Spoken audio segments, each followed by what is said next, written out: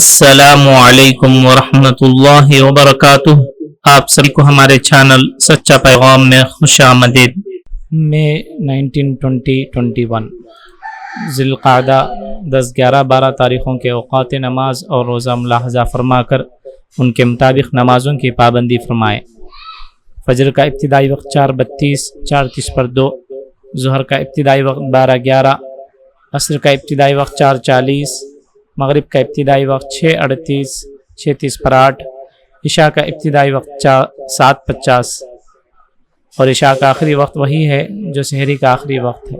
من جانب مدرسہ علم القرآن، مسجد فاطمۃ الزہرا، محلہ نقاش، کڑپا، شہر کڑپا کے مقامی حضرات اس مدرسے سے فائدہ اٹھائیں اور اپنے بچوں کو حافظ بنانے کے ساتھ عصری تعلیم سے بھی آراستہ کریں۔